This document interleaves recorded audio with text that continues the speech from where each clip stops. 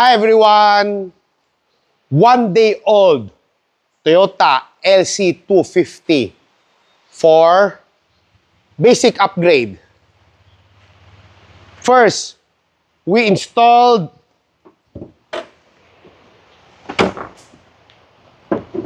hood insulator. It's a must for Toyota Prado LC250 lovers out there.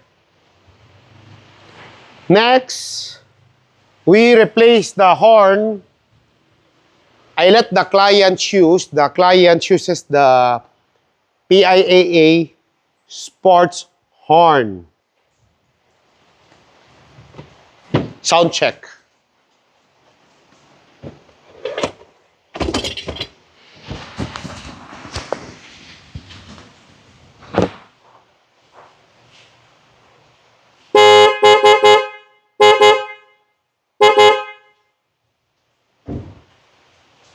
Let's close the hood.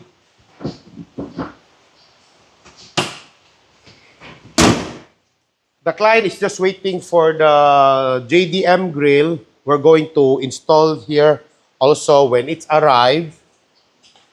And also we installed HIPPOTECH matting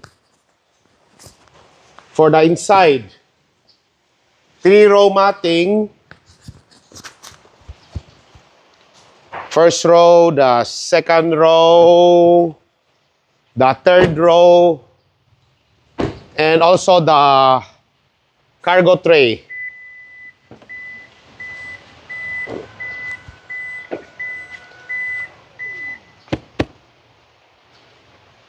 We have lots of HIPPOTECH matting available for almost type of vehicles.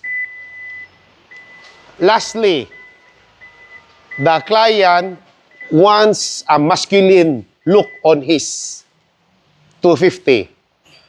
That's why we installed the VOSSEN HF 6.4. This is in Terra bronze color.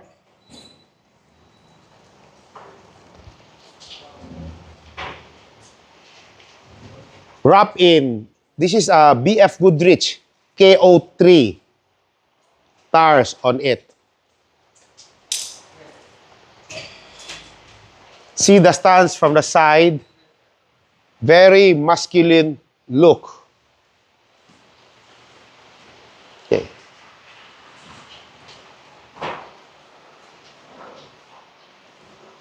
Hopefully the client will going to change big brake kit and exhaust system on this unit.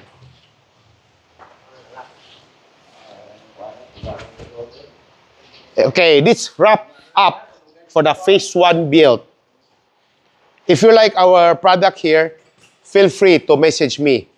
And please follow and subscribe my YouTube channel, PRS CAR ACCESSORIES and Services. No to fake wheels, guys.